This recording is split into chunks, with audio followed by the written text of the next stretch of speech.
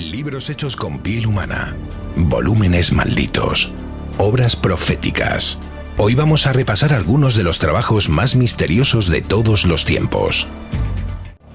Y es que el mundo editorial ha creado algunas de las obras más enigmáticas, controvertidas e incluso mortales de la historia. Por eso os vamos a hablar de unos libros muy especiales desde la biblioteca del Colegio Invisible. Iniciamos un viaje con poca luminosidad y muchas sombras. Hola, ¿qué tal? ¿Cómo estáis? Pues mirad, nosotros en un sitio que nos apetece mucho pasar ratitos y quizás no lo hacemos tanto como quisiéramos. Porque hay que ver qué libros hay aquí, ¿verdad, Laura? Pues sí, la verdad es que algunos, sobre todo para aquellos que nos gusta la lectura y tenemos esa especie de coleccionismo casi obsesivo con piezas así únicas, ostras, es que da ganas de llevártelos a casa. Aquí tenemos unos bibliófilos también que son, bueno, pues auténticos amantes de la literatura y del formato libro, como son Jesús Ortega. ¿Qué tal estás, amigo? Muy buenas. Pues mira, aquí disfrutando. Yo no sé si bibliófilo o casi ya el nivel de Diógenes de libros, porque la acumulación muchas veces es superior al nivel y a la posibilidad de lectura. O sea, que esto ya roza lo enfermizo muchas veces. Sabes que hay una persona dentro de nuestros temas, que no vamos a decir el nombre porque es especialmente conocido, que tenía libros hasta en las repisas de las ventanas que daban a la calle. Joder. En el cuarto de baño, o sea, tenías que hacer hueco para poder hacer pis, porque estaba lleno de libros en el suelo, las estanterías por encima de los marcos de las puertas. Era una auténtica barbaridad. Hombre, yo espero no acabar así. Bueno, no vamos a decir nada más que tiene mucha barba, simplemente vamos a decir eso. A eso añadir que hay otra persona, hay otra persona que además es académico, que espera Jim Ferrer, que la mujer tuvo directamente que decirle que o desalojaba la casa o que vamos, que se iba porque no podías ni pasar por los pasillos tampoco. O sea que vamos. Fíjate a lo que lleva, ¿no? Eso, bueno, es el concepto que ha utilizado Jesús, quizás, bueno, pues es acertado para esto, ¿no? El Diógenes del libro. También tiene mucha barba, pero no... Por eso decía que no era yo. Pero no eres tú. Yo soy Jarro, ¿cómo estás? Pues muy bien, yo también tengo libros en todas partes menos en el baño, pero todas mis habitaciones tienen algún libro y además que tiene que ver con la temática de la habitación, la del niño pues de críos, la cocina pues obviamente gastronomía y obviamente tanto en mi despacho, en el salón hay novela y de todo, en la habitación pues hay un poquito de todo, muy erótico. Muy erótico, ¿no? Claro. Erótico festivo. Sí, y naturalmente pues en mi despacho están los incunables, lo mejor del misterio. Oye, no vamos a ser escatológicos porque luego nos dicen que a veces decimos alguna que otra guarrada en el Colegio Invisible, pero... He dicho que no tengo en el baño. Pero quiero decir que el baño precisamente es un sitio como que se presta mucho a ello, ¿no? Bueno, es decir, relaja las cosas. Tu librito, tu revistita, bueno, más bien Exacto. librito. Y lees pues, aromatizado. bueno, depende de las aguas mayores. Efectivamente. Bueno, pues nada, aquí estamos, por si no lo sabéis, estamos en la biblioteca del Colegio Invisible, que siempre nos gusta muchísimo, porque es un sitio, bueno, en el que si uno está solo, da para la reflexión y la lectura de buenos volúmenes, porque aquí debe de haber, no sé, 6.000-7.000 libros aproximadamente, y si estás acompañado, como es el caso, pues da para poder tener buenas tertulias y buenas charlas precisamente alrededor de los libros, ¿no? Porque hay que ver, ¿recordáis que hace unos años, además tú, Laura, en este caso, quizás eres la persona que más, o con más criterio puede hablar de ello, ¿no? Porque recordáis, antes de empezar con el tema, cómo hubo una especie de maldición que se ciñó sobre los libros. Estamos hablando de hace apenas 10 años, ¿no? Cuando decían que venía un formato nuevo, digital, el ebook, que se iba a cargar literalmente el libro. Tú por aquel entonces, Laura, eras editora de libros, lógicamente. Pero nunca creí en ello.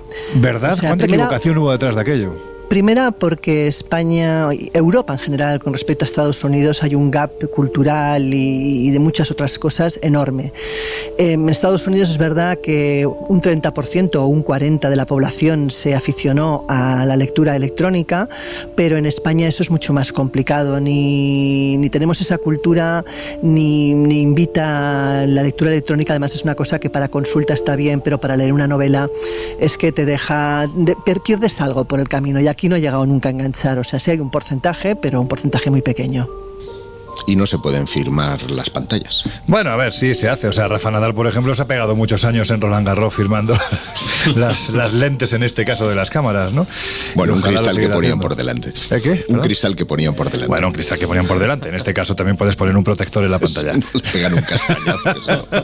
Pero no, yo me refiero a que es algo que yo creo que compartimos los cuatro, ¿no? Y es el hecho de que el libro, aparte de leerlo, se puede oler. Y cuando tú hueles un libro, prácticamente estás oliendo el alma, ¿no? de ese libro. Y eso en digital, a mí me cuesta todavía creerlo, ¿no? Y subrayar, y tomar anotaciones, y ponerle un punto de libro exótico, divertido. No te voy a decir que de piel humana, vamos a hablar de unos cuantos libros. Pues así, hablaremos de ello ahora, sí. Pero desde luego tiene un glamour que no va a poder tener la era cibernética, ni de coña. Fijaos, otra persona que tenía mucha barba, y de este sí que se puede decir el nombre, y que tenía muchísimos libros en su casa, y todos y cada uno de ellos, os hablo, no sé, esta persona tendría 7, 8.000, 9.000 libros, una barbaridad, y todos los libros estaban marcados por cientos de POSIT en sus páginas interiores. Era una barbaridad, porque es que no solo se los había leído, sino que se los había estudiado. Germán de Argumosa, lo recordáis, ¿no? El gran Germán de Argumosa. Pues fíjate que pensaba que ibas a hablar de Juan García Tienza, que tenía un piso específico como biblioteca. Yo estaba pensando en Jiménez del Oso. Fernando también. Lo que pasa es que Fernando, bueno, la verdad es que en su casa la mezcla de libros con recuerdos de los cientos de viajes que se había hecho, la verdad es que la mezcla era bonita, era muy ecléctica, pero en fin, digamos que había en la balanza pesaba lo mismo los recuerdos que los libros, pero en el caso de Germán, si me permites una curiosidad, o lo que a mí me parece una curiosidad, fíjate cuán extraño o cuán chocante es que mucha gente, a los que nos gustan estos temas, nos tachan de gente inculta, y en general la mayoría de referentes dentro de estos temas es gente muy culta, muy leída y muy estudiada. Sí, totalmente de acuerdo. Sí, pues además es que esto no te lo enseñan en ninguna carrera ni en ningún curso Afortunadamente, universitario. Algunas cosas. Esto es una disciplina, llámese periodismo de misterio, como queramos llamarlo, que es prácticamente pues una disciplina que se aprende en el día a día desde hace muchos años, y cada uno en su casita leyendo las más variadas, y valga la redundancia, disciplinas. Siempre lo hemos dicho, ¿no? El periodismo de misterio va desde las fronteras de la ciencia hasta las fronteras de la historia. O sea que hay que cabe prácticamente de todo. Otro de los que decían, no solo Juan García Tienza, que tenía, no sé si es una leyenda urbana, tú lo conoces mejor que nosotros, Laura, que decían que también tenía prácticamente una casa solo para sus libros, era el premio Planeta Juan Eslava Galán. Sí, no, la tenía y la sigue teniendo. Es decir, pero no es el único caso que he conocido, que tienen una casa dedicada a los libros y otra para vivir, porque si no, directamente sus respectivas lo echaban de casa, que era otra opción, ¿sabes? Entonces llega un momento pues que tienen que decantarse por algún tipo de alternativa práctica. Bueno, pues estamos hablando de bibliotecas, que en este caso tienen muchos libros vinculados a lo extraño, a lo paranormal, a lo misterioso, pero que en sí mismas no son bibliotecas extrañas. Pero, Josep, hay que decir que hay algunas que sí lo son, ¿verdad? Sí, lo son por varias cosas. Por ejemplo, mira, de la primera que te voy a hablar, tiene sus libros encadenados. Se trata de la biblioteca encadenada de la Royal Grammar School, que está en Guildford, en Inglaterra, que fue creada en el siglo XVI y que protege sus viejos tomos con cadenas de metal. Tiene 1.440 libros encadenados en sus estantes. Y esto permitió... ¿Eso es para que no se escapen o qué? No exactamente. Fíjate qué cosa más curiosa.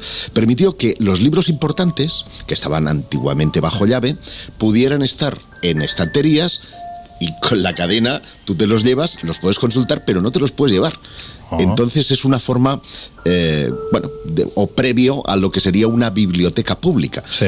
Lo que hizo es liberalizar precisamente la cultura, pero curiosamente... Y como ahí con los años queden impregnaciones, van a pensar... Ahí va. Sí, las cadenas de los fantasmas, porque claro, el ruido ahí se va a porque generar. resulta espeluznante que por las noches algunas de esas cadenas se mueven. No. Sí, bueno. Sí, esto es muy bueno.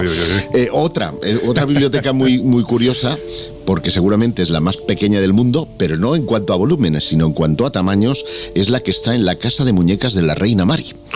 Para empezar, no se trata de una casa de muñecas al uso. En realidad, Reina Mary, ¿sabemos de dónde era esta reina? Sí, Inglaterra. De hecho, es abuela o bisabuela del actual rey. estamos hablando de que se empezó a construir en 1921, por lo tanto, estamos hablando de la esposa del rey George V de Inglaterra. Ah, Jorge V. Claro. Vale. Y que, si no me equivoco, Jorge sí, V es abuelo o bisabuelo, ¿no? Es el abuelo, el abuelo de la reina Isabel, perdón, de la reina Isabel II. Y la idea precisamente partió de la princesa Marie-Louise, prima del rey y amiga de la soberana, a la que le gustaban las miniaturas. En su construcción estuvieron implicados más de 1.500 artistas y artesanos, que fueron dirigidos por un arquitecto, o sea, aquello era muy suntuoso, y dispone de una diminuta biblioteca que está realizada a partir de madera de nogal y contiene 170 autores. Pero ojo, no te creas que son libros de mentira, no, son libros Lilliput que contienen escritos de verdad y que por lo tanto puedes leerlos. Pues si eres aficionado, obviamente, a las miniaturas y con lupa, microscopio. ¿no? Claro. Hay también periódicos que se leían en los años 20 del siglo pasado, así como otros objetos como sellos, por ejemplo, que están dentro, miniaturizados de esa biblioteca. Oye, con todo mi respeto, porque yo entiendo que esto es algo que aparte de requerir de una visión extraordinaria, también requiere de un arte extraordinario. Y de hecho, ahí están los museos de Guadalex en Alicante, que son una auténtica maravilla, ¿no? Los museos de miniatura. Pero lo que yo me planteo es, en el caso este de la casita de muñecas, 150 autores, seguramente estamos hablando de libros que no son opúsculos precisamente, sino que estamos hablando de libracos. ¿Qué sentido tiene eso?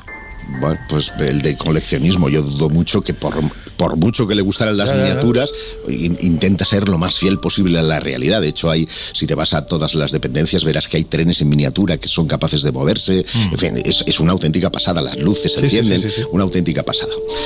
Os hablo ahora, muy brevemente, de un par o tres más de bibliotecas. Por ejemplo, la Biblioteca Pública de Kansas, que está en pleno corazón de la ciudad, y que es todo lo contrario, porque estos no son libros de verdad. El edificio de la biblioteca son tomos de libros de 7 metros de altura. Con lo cual he querido utilizarla por hacer el contraste con la anterior. Otra muy original, no de destrucción, sino de educación masiva, que está en Argentina y que ha sido promovida por un excéntrico artista de Buenos Aires, que es llamado Raúl Lemesov, y que ha creado un tanque transparente, con su cañón y todo, pero que está lleno de libros. Pero no dispara libros, ¿no? No. Vamos, quiero pensar que claro. Los dispara. Librazo. Pero en cualquier caso, él va con el tanque por todas partes, separa los pueblecitos y la gente puede leer, tener acceso a la cultura gracias a esta arma de educación masiva. Y por último, he querido hacer referencia a una biblioteca que para nosotros tiene una gran significación. Me refiero a la Biblioteca Beinecke, de libros raros y manuscritos, que está en Connecticut. Se encuentra en la Universidad de Yale, y en ella se guardan algunos de los manuscritos e impresos más extraños del mundo. Hasta 600.000 manuscritos que están pues almacenados, una parte visible y otra en el subsuelo, y entre los que destaca el famoso manuscrito Voynich. Vaya. Oye, Laura, que a mí me encanta cómo lo pronuncias. ¿Cómo se pronuncia Connecticut? Connecticut. ¿Cómo quieres pronunciarlo? Pues te Bueno, si lo pronuncias en inglés sería Connecticut, pero... Eso voy, ¿ves? Es que no hay nada mejor que saber inglés. Oye, ya que estás hablando tú, estamos hablando de bibliotecas extrañas, pero si hay una que ha reunido todo lo que imaginamos y seguramente lo que no somos capaces de imaginar, esa fue la gran biblioteca de Alejandría, ¿verdad? Wow. Efectivamente, una biblioteca creada pocos años después de la fundación de la ciudad por Alejandro Magno, hablamos del 331 a.C., y que tenía como finalidad pues compilar todas las obras del ingenio humano, no solamente de aquella época, sino de todas las épocas, de todos los países. Pretendían pues hacer una especie de colección totalmente atemporal, inmortal, la gran recopilación del conocimiento de la humanidad, ¿no? Se cree que sobre el siglo I a.C. podría haber albergado unos 700.000 libros. Algunos opinan que esta cifra es un poco descabellada, pero aún así nos da una magnitud de hasta qué punto pues aquello era una auténtica locura bibliófila. Pensemos que esta biblioteca ha estado envuelta en muchos mitos, en muchas leyendas, sobre todo respecto a su destrucción. La primera información que encontramos se remonta al año 47 a.C., en la guerra entre los pretendientes al trono de Egipto y el general romano Julio César. Él había acudido a Alejandría para apoyar a Cleopatra y pues se encerró dentro del complejo palaciego de los Ptolomeos, donde pues había la biblioteca de los libros regios. Cuentan que sí, que él consiguió defenderse, pero durante el ataque pues incendiaron parte de esa colección. Más tarde, que además Ptolomeo era el hermano de Cleopatra, y hay que decir que Cleopatra era la amante de Julio César, con lo cual teníamos ahí un culebrón bastante interesante. Bueno, pues años más tarde, Marco Antonio precisamente donó una gran parte de libros procedentes de Pérgamo para un poco sustituir esa destrucción que había ocurrido. Pero luego más tarde, con la caída de Antonio y Cleopatra, pues imagínate, entra todo lo que es la zona en una decadencia inexorable, y eso también hace que sufra la biblioteca, como ocurre, por ejemplo, en diversas crisis entre el siglo II y siglo III, donde hay varios conflictos políticos, y también eso pues para los libros no es bueno. Y para colmo, en el año 272, el emperador Aureliano, saldrá mañana, arrasa Alejandría, y con ello también arrasa pues parte de todos los de la recopilación de libros que había en la biblioteca. Pensemos que la gota final quizás viene con la proclamación del cristianismo, ya que pues en el siglo IV, cuando esto ocurre, la biblioteca sufre graves consecuencias. Inevitablemente se ven algunos de esos tomos y algunos de esos contenidos como pues no deseables, y eso da rienda suelta a que algunos pues puedan atacar las instituciones, incluso destruir parte de esa biblioteca. Dicen que aunque en esa época la biblioteca no desapareció del todo, poco a poco se fue proclamando pues un mayor declive, y a comienzos del siglo VII la disputa del trono bizancio entre Focas y el futuro emperador Heraclio pues deja la destrucción ya sembrada en toda Alejandría. Ya por fin en el 618, con la conquista de Egipto por parte de los persas, pues todavía la cosa va peor, y según cuentan el golpe de gracia llega en el 640, cuando el imperio bizantino sufre la usurpación de los árabes. Allí pues la propia Alejandría es capturada y, según cuenta la leyenda, se quema la biblioteca por manos, cumpliendo la orden de hecho del califa Omar. Esto que has dicho está muy bien tirado, es decir, efectivamente cuenta la leyenda, porque ahora nos comentará Jesús si realmente esta biblioteca desaparece a raíz de un fuego o no. Pero lo que sí es claro es que esta biblioteca existió. Y ¿os imagináis vosotros, que además sois gente de mucha imaginación, os imagináis cómo tenía que ser ese lugar? Brutal. Ostras, ahí el cine, la literatura nos ha ayudado un poco a imaginarlo, pero debía ser un sitio bestial también. Y ahora lo vamos a ver. Imagino que como tantas historias, tantos edificios y tantos lugares del pasado, al final se romantiza un poco, ¿no? Y lo recuperamos un poco envuelto siempre de ese aura académico, de ese aura también un poco de misterio, pero tenía que ser bestial.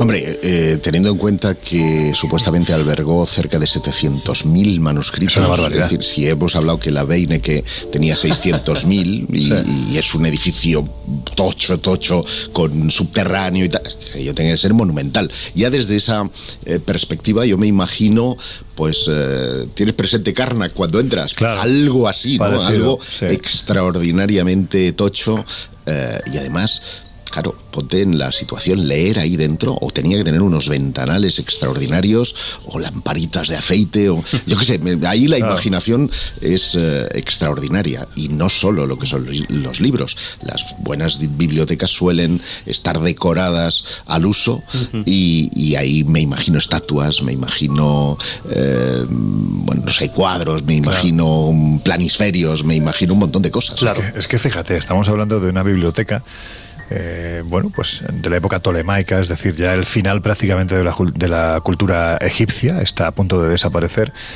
Pero claro, ahí tenía que haber mucha documentación procedente de tiempos antiguos egipcios. Es decir, si ahora mismo tenemos, no sé, voy a decir una cifra que evidentemente no es, pero tengamos 20 papiros que nos ha llegado de la época faraónica, ¿cuánto podía haber ahí? ¿Y cuántas claves y respuestas nos podrían dar a misterios o supuestos misterios que ahora los engordamos quizás mucho, ¿no? No sé, se me ocurre, por ejemplo, la construcción de las pirámides, por poner un ejemplo, los planos, ¿no? ¿Quién lo sabe? Claro. ¿Quién sabe? Claro. Yo en ese sentido siempre he dicho que si pudiéramos elegir por un segundo volver atrás en el tiempo a uno de esos momentos, a uno de esos edificios, ¿cuál elegiríamos? Tendría serios problemas para elegir uno, seguramente. Pues este sin duda alguna estaría en el top 5, sí, sería uno de ellos, por decirlo de alguna forma. Claro, estaría ahí. Es verdad, rápidamente, que nos referimos a ella como bueno, lo comentaba Laura, ¿no? Como como un único edificio, lo imaginamos, pero en realidad era como dos edificios, dos centros adyacentes, que era el Museion o Biblioteca Interior y el Serapeum o Biblioteca Exterior, que aunaban, ¿no?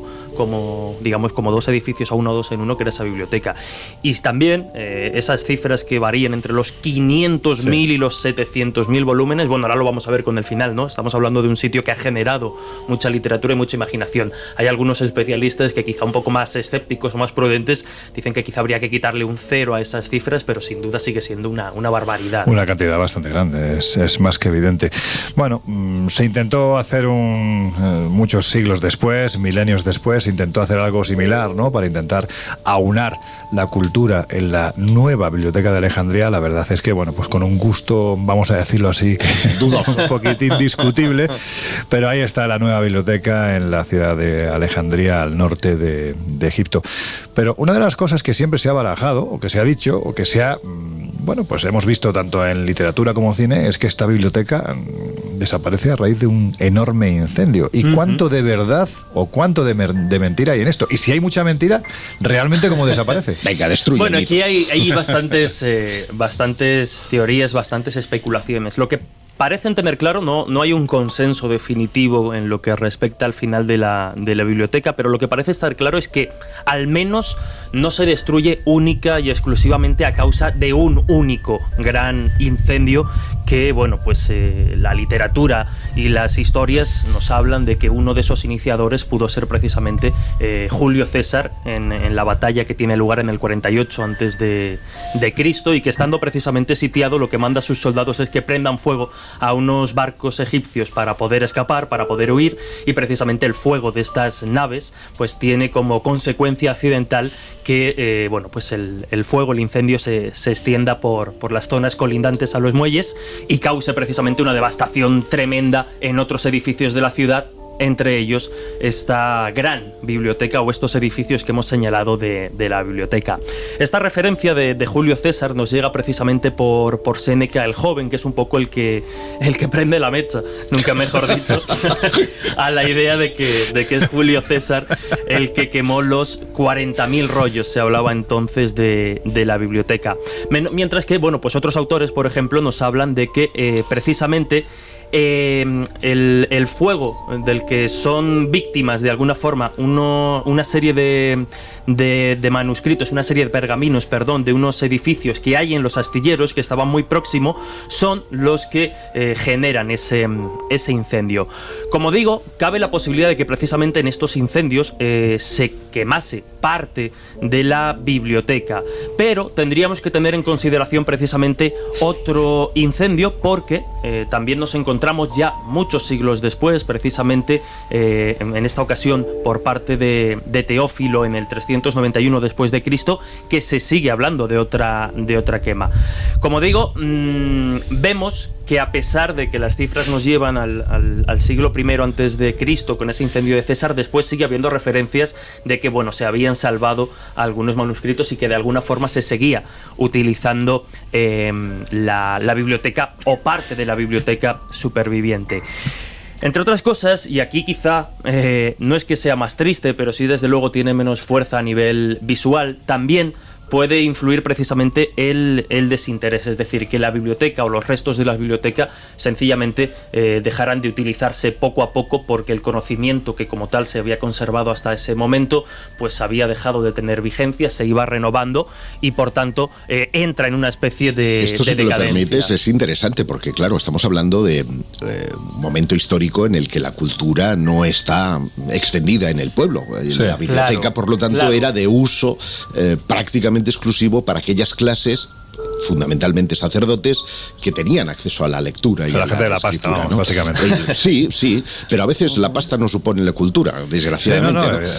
De la pasta o la religión. ¿No? Básicamente podemos decir que era la gente que tenía el poder, que también era la que tenía generalmente la pasta. Sí. Con lo cual no es como ahora que vas a la biblioteka y encuentras a 50.000 estudiantes. Aquello debía ir un goteo, ¿no? No se había democratizado la cultura todavía. Claro, entonces por eso digo que también se ha barajado precisamente que no solo la destrucción o la desaparición definitiva de la biblioteca, la gran biblioteca de Alejandría, tuviese como consecuencia las llamas provocadas por determinados caudillos, sino también precisamente precisamente el desinterés, porque precisamente cuando ya llegan los musulmanes y se habla de que empiezan a utilizar los papiros y los textos para calentar los baños, para usar el fuego para calentar los baños, es posible pues que muchos de esos textos ya hubieran sido superados a nivel intelectual y a nivel de conocimiento y por tanto no tuviesen la relevancia que siglos atrás sí habían tenido. Imagínate calentarte con la historia de Heródoto. O sea, claro, pero esto es una forma de justificar que tengo frío, vamos a quemarlo, que esto ya está pasado de moda. Es un poco un intento de justificación. Bueno, pero también lo puedes hacer con el almanaque del año 3 a.C., pero no con... Claro.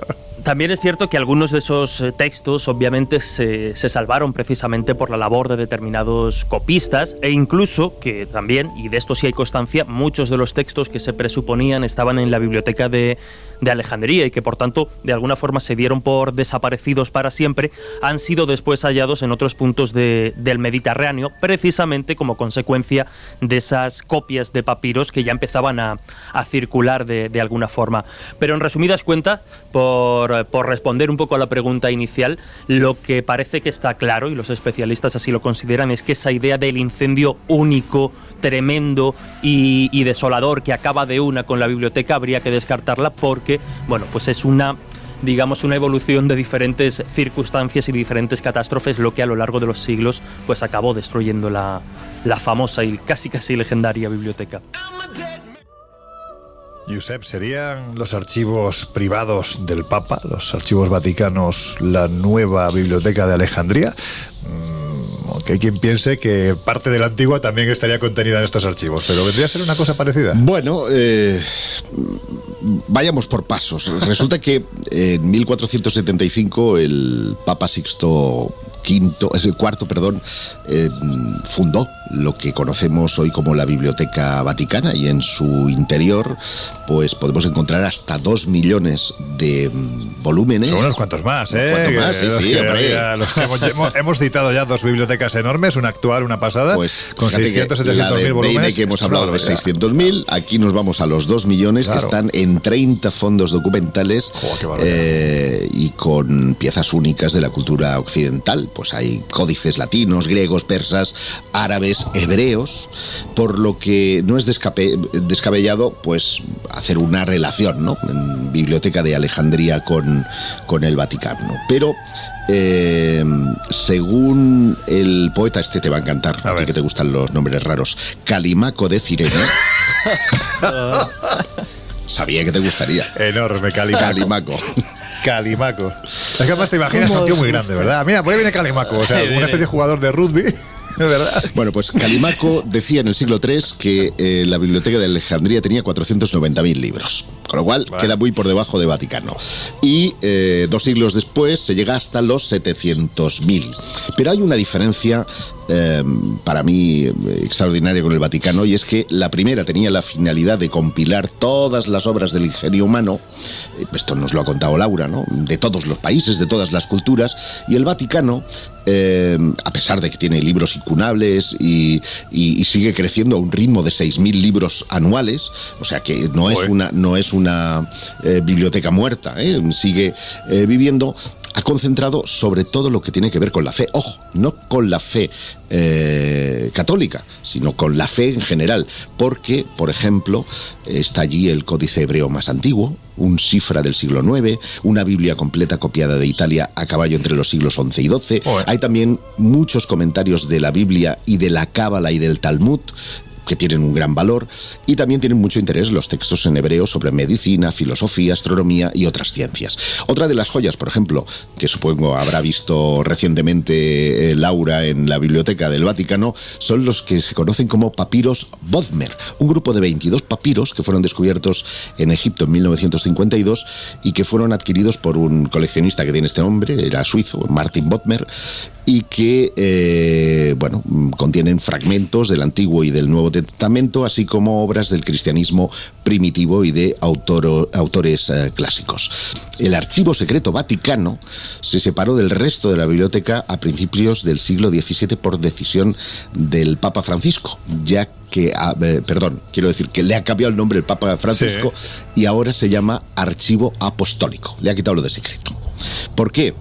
porque... Por lo peyorativo que podía tener. Claro, para dar una imagen de apertura y de transparencia de la Iglesia. Pero quizás lo que tenía que haber explicado el Papa Francisco es que secreto viene de secretarium. ¿Por qué? Porque era el archivo no secreto, sino en este caso la traducción era privado. Correcto, pero es muy interesante que digas esto, porque la gente atribuye generalmente lo de secreto a lo de guardar información, y no tiene nada que ver con esto. Eso no quiere decir que no lo hayan hecho y lo siguen haciendo, cuidado. Efectivamente. De hecho, el documento más antiguo que se custodia en el archivo apostólico, insisto que esta es la nueva denominación, es del siglo VIII y allí se conserva toda la documentación relativa a la Iglesia. Sí. Además, se guardan documentos esenciales de la historia de muchos países, como por ejemplo la carta por la que el rey inglés Enrique VIII pidió su nulidad matrimonial, porque es un documento eclesial fundamental, además. Fundamental, y allí están también las actas del proceso contra Galileo Galilei por defender, por ejemplo, que la Tierra giraba en torno al Sol. Fijaos, es importante, ¿no? Las actas en este caso, la petición de Enrique VIII, es que es lo que genera esa escisión de la Iglesia católica. Efectivamente. Y aparece la Iglesia anglicana, que, bueno, pues tantos quebraderos de cabeza le ha dado a la católica durante tantos siglos, Sí, ¿no? Pero en fin, lo que sí es seguro es que en el interior de la biblioteca alejandrina, pues quizás se pudieron ver libros, pues de alta magia, astrología, nigromancia, pues eso, volúmenes, Laura, como el libro negro de los brujos, que es más conocido como el libro de San Cipriano. Pues sí, la verdad es que es un libro, vamos, súper conocido entre la gente del mundo esotérico. En las páginas de este libro, las fórmulas que contiene son fórmulas pues tanto de magia blanca como de magia negra, sirven para expulsar a demonios, para hacer pactos con el maligno.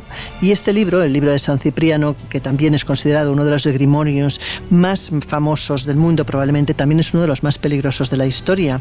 De hecho, por ejemplo, os voy a hablar de un caso de una famosa bruja gallega. Hablamos de Josefa de la Cruz. Ella lo solía utilizar pues para hacer rituales, y ella lo que hacía, pues cuando venía el supuesto paciente pidiéndole por favor que le liberara de los males o que le ayudara con algún tema, pues ella evidentemente sacaba este libro, una copia de este libro, que era un libro muy raro, era un libro que era difícil que alguien lo tuviera.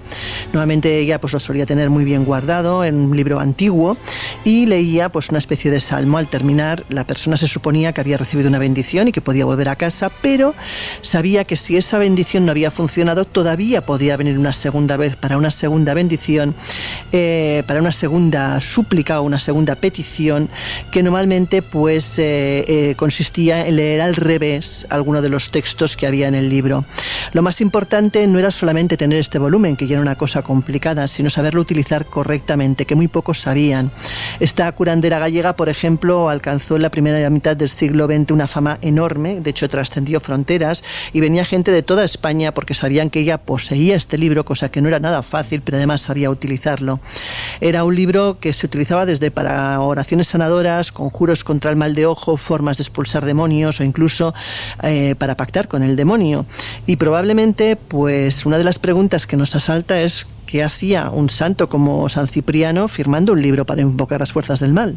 Pues la verdad es que sí, es una buena pregunta a la que nos vas a contestar ahora diciéndonos quién era este personaje. Pero antes permíteme que os cuente una anécdota, porque es cierto que el libro de San Cipriano es un volumen que utilizan, por ejemplo, los chamanes en Latinoamérica, ¿no? Los chamanes selváticos, chamanes no, los hechiceros selváticos utilizan este libro. Y en uno de los viajes que hace ya muchos años hice con mi querido amigo, el explorador Juan José Revenga, a la zona norte de Perú, pues tuvimos la oportunidad de asistir a un ritual en el que este hechicero nos decía, entre otras muchas lindezas, que normalmente el tipo de hechicero que es él no suele pasar de los 50 años porque se establecen batallas, digamos que en una especie de mundo astral entre diferentes hechiceros que hacen que, bueno, pues no les permite vivir muchos años, ¿no? Y encima de ese altar totalmente ecléptico, al lado de la cabeza del abuelito, y textualmente os digo que era el cráneo del abuelito, del que había heredado su poder, estaba el libro de San Cipriano al lado de un recipiente lleno de aceite con unas velas encendidas, al que yo le di una patada sin darme cuenta. y no le salvó ni el libro de San Cipriano. O sea, aquello empezó a arder como la tena y bueno, no te cuento la que tuvimos que liar para conseguir apagarlo. Ahora, el altar que él llevaba años creando y el abuelito... Es que Llegó Mira, yo en ese momento me sentí muy andaluz. inquisidor, ¿sabes? una escena de Mr. Bean o algo. Es que me sentí Totalmente, tremendamente totalmente. inquisidor porque es que el abuelito, o sea, un cráneo, por Dios, un cráneo humano, se estaba quemando. O sea, fue algo verdaderamente dantesco. Al final conseguimos salvar los muebles, nunca mejor dicho, pero sí. Pero en fin, Laura, vamos a San Cipriano. ¿Quién era este hombre?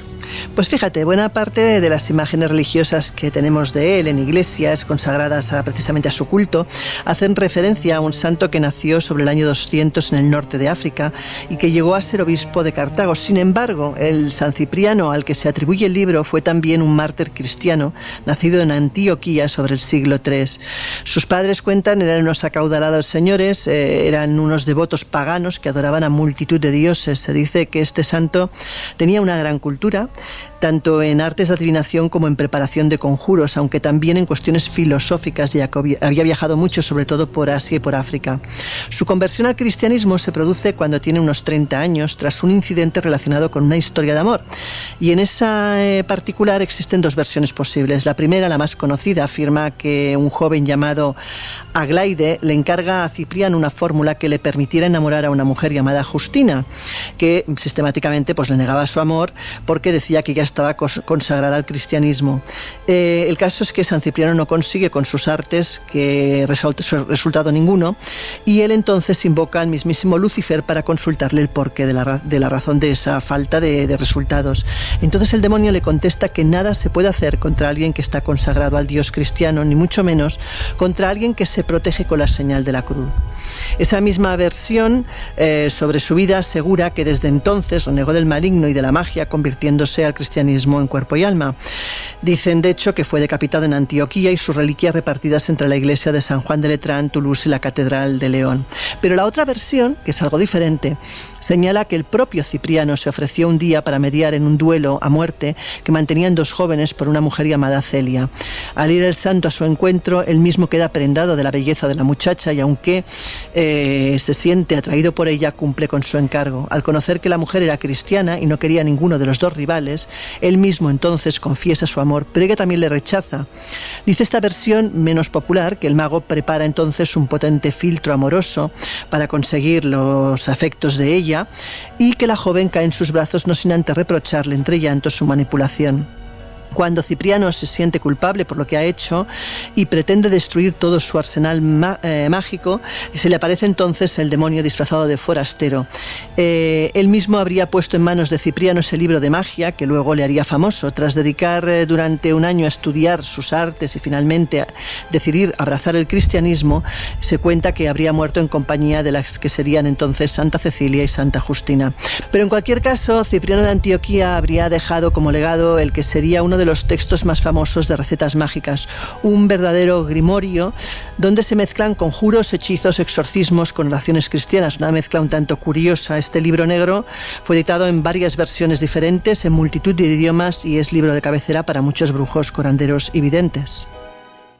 Bueno, pues estamos hablando de un libro que tiene todas las características o elementos para ser considerado, bueno, pues propicio para que aquellos que se quieren mover más en la oscuridad puedan utilizar sus fórmulas mágicas. Pero hay que decir que hay otro tipo de libros, Jesús, que, bueno, no sé si decirlo así, que parece que tienen el don de la profecía. Bueno, lo has dicho bien, porque además el verbo sería parecer, porque veremos que en muchas ocasiones lo que se pretende hacer pasar como profético, pues muchas veces atiende a confusiones o a casualidades muy bestias, y lo vamos a comprobar. Yo creo que a lo largo del programa vamos a ir viendo varios ejemplos de este tipo. El primero de ellos, por citar alguno, nos trae a una época desde luego más reciente que la que vivió San Cipriano en este caso, porque tenemos que irnos a mediados del siglo XX para conocer a un autor de ciencia ficción llamado Lester del Rey, que bueno, en una de sus novelas, escrita, como digo, a mediados de los 50, antes de toda la carrera espacial y desde luego antes de la llegada del hombre a la luna, Parece que nos encontramos ciertas coincidencias bastante llamativas con esa nave Apolo y con esos astronautas que pisaron nuestro satélite. Si queréis, escuchamos a un buen amigo y compañero de este programa, el escritor e investigador Antonio Luis Moyano, que bueno, es un tema, el de las profecías literarias, que ha trabajado mucho y que nos va a sorprender. Pues venga, lo escuchamos. Una de las profecías literarias más viralizadas a través de Internet es la que reproduce el siguiente párrafo. La nave Apolón se posó sobre la superficie de la Luna. Tras varios pequeños brincos pudo estabilizarse. Se abrió la rampa y por ella descendió el comandante Armstrong para pisar por primera vez el suelo de este mundo desconocido. Este texto fue escrito en 1956, es decir, 13 años antes de la primera misión espacial que llegó a la Luna, en 1969, y pertenecería a un libro titulado Misión en la Luna, que fue escrito por un escritor estadounidense de relatos de fantasía y ciencia ficción conocido como Lester del Rey.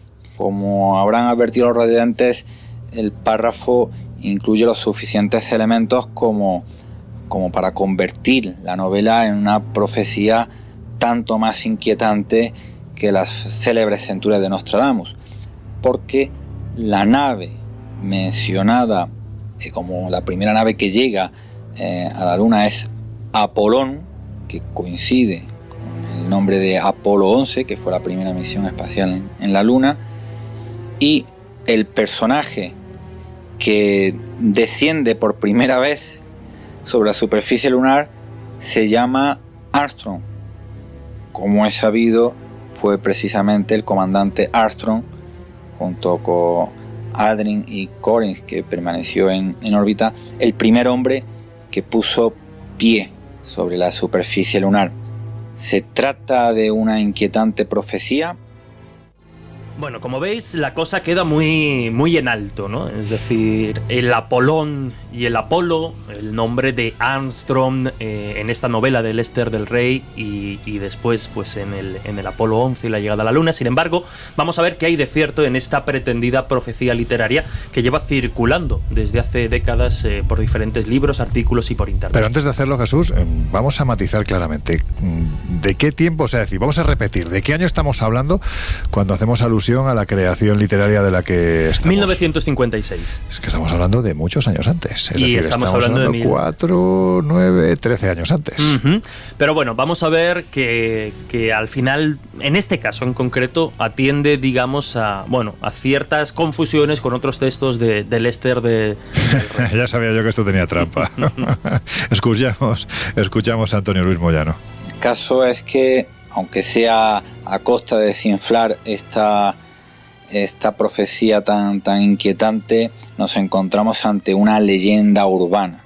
Es decir, si nos tomamos la molestia de leer el libro Misión en la Luna de 1956, en ninguna de sus páginas encontramos una nave que reciba el nombre de Apolón, ni ninguno de los personajes recibe el nombre de Armstrong.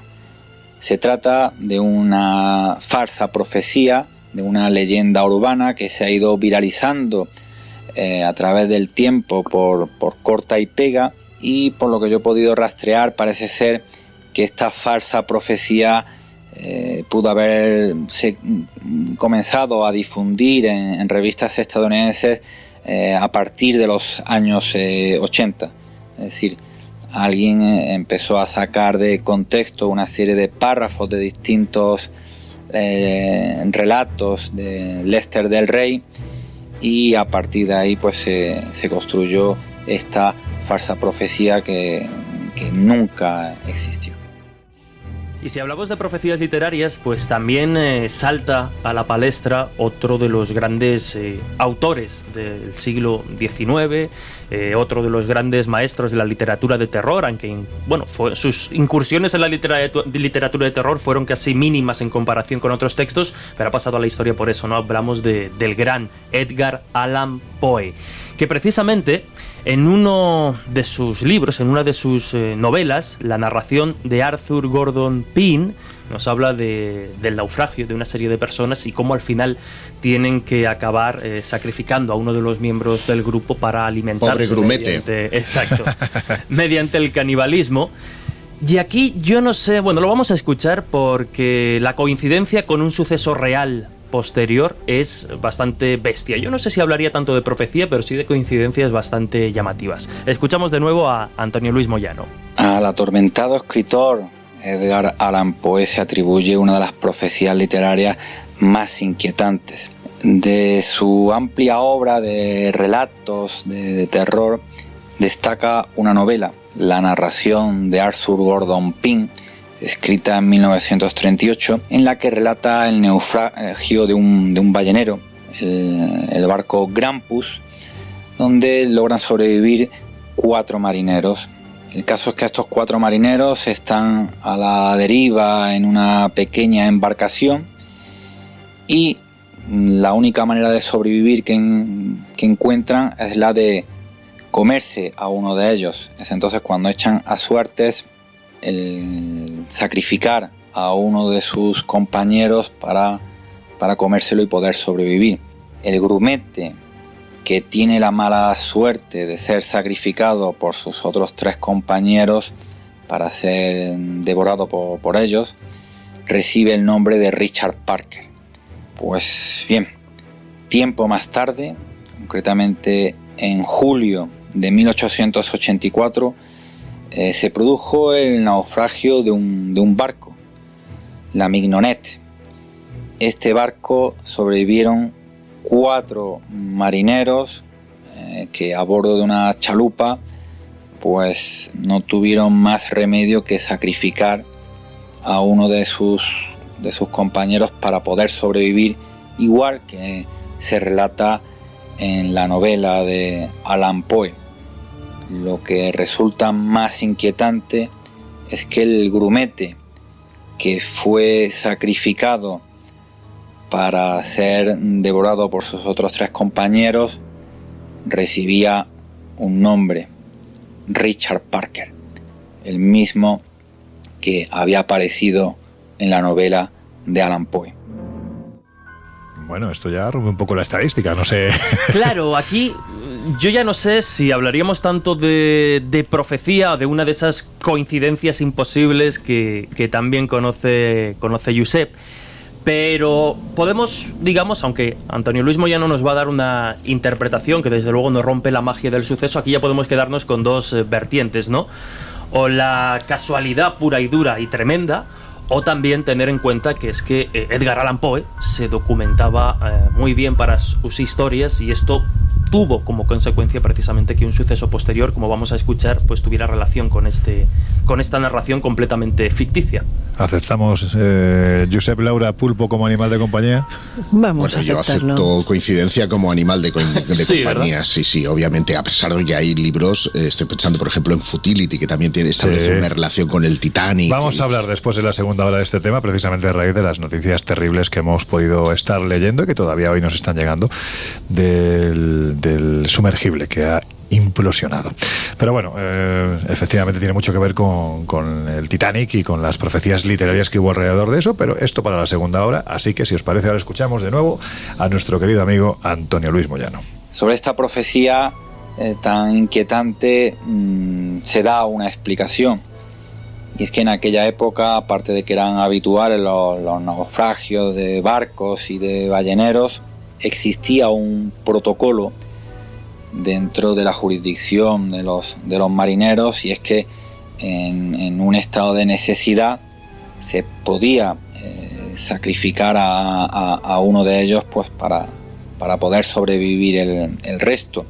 Como Allan Poe era una persona que se documentaba previamente antes de escribir sus relatos y se ambienta en otros naufragios anteriores, esta sincronicidad entre lo que describe la narración de Arthur Gordon Pym y esa noticia referente al barco en el que sobreviven 4 marineros para sacrificar a uno de ellos, debe atribuirse a la simple casualidad.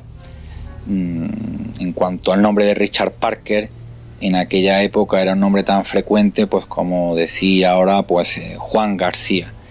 Es decir, que lo que en principio podía parecer una profecía literaria no es más que una simple casualidad. Oye, Josep, ¿recuerdas cuando estuvimos en Escocia? ¿Cómo olvidarlo? ¿Tú te acuerdas, Laura? Hombre, vamos, yo creo que fue una experiencia de las mejores que hemos vivido en viajes. Y dentro de esas experiencias, si tuvieras que recordar alguna, ¿cuál te vendría a la cabeza? ¿Tú cuál crees, conociéndome? ¿O me voy a American's Close o me voy al cementerio? O sea, no me puedo ir a un sitio normal. Yo diría cementerio de Greyfriars. Que además recuerdas que a Laura, que estaba como una niña con zapatos nuevos allí con sus aparatitos, y le grabamos un vídeo en el que le sale una lucecica disparada hacia el... Bueno, no a mí, a la guía. La guía, es verdad. La guía la estaba grabando yo y apareció un orbe perfecto dorado, pero vamos, de los del libro.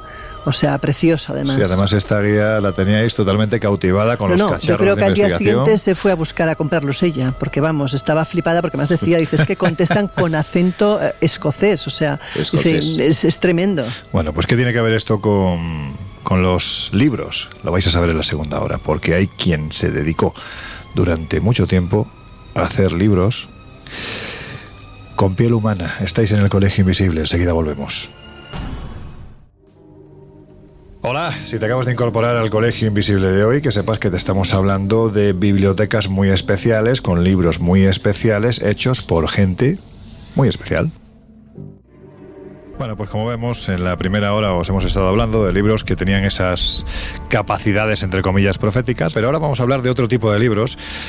Y lo va a hacer Jesús, que tú eres así del Colegio Invisible, aparte del jovencito, pues pareces el más modosito, a la vista de que uno de los últimos trabajos que has desarrollado, bueno, me va a dar la oportunidad de comprobar, y sobre todo a los oyentes, ¿no?, de que vas perdiendo parte de tu inocencia. Eso es porque lleva una camiseta con la Ouija. Sí, bueno. Ya le he perdido el respeto. Si la pones encima de la mesa, directamente la atamos o la pegamos y podemos hacer una Ouija. ¿Y qué vais a usar de máster? Pues podemos utilizar... Sí, mejor no lo digas. Bueno, Jesús, si hablamos de libros raros, no pueden faltar aquellos que, bueno, pues aparecen enmarcados en lo que se denomina, una palabra de estas que le gusta mucho a Laura, bibliopegia antropodérmica. Esto suena muy mal, ¿eh? Esto suena muy mal. Pues traducido sería lo que ya adelantábamos al final de la primera hora, ¿no? Sería directamente libros encuadernados con piel humana. Y aunque a día de hoy, en pleno siglo XXI, esto pueda ser una idea que nos choque, que nos desagrade, que nos cause incluso...